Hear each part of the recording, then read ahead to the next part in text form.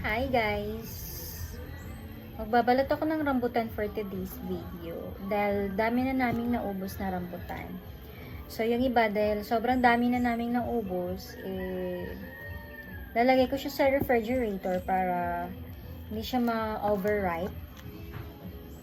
Kasi ilalagay ko siya sa parang shake, mga ganun. Gagrind ko siya together with banana or something like any kind of fruits. So, ito siya. Pag dadami na siya, ilalagay ko na lang siya doon sa refrigerator. Ito na lang natira sa rambutan namin. Pero marami pa doon sa may puno. And, ito din yung naubos namin. At naman guys, dami na namin naubos. So, hindi mo na maubos, syempre, para hindi ma-overripe yung rambutan. Ganito gawin mo. Para magamit mo pa rin siya. Hindi siya masira na pag overripe na kasi siya, sobrang mabilis na niyang masira. And then, hindi mo na siya makakain kasi sira na.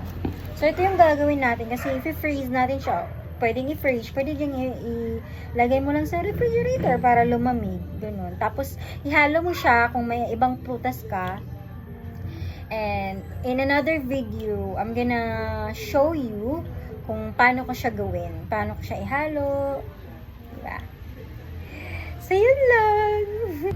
Ngayong season, medyo, yung rambutan.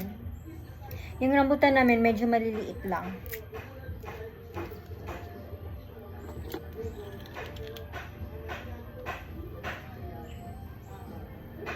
Tinatanggal ko lang yung, yung buto niya. Para, hindi ko siya sinasali. Kasi pag isasali ko yung buto niya, mapait kasi, mapait.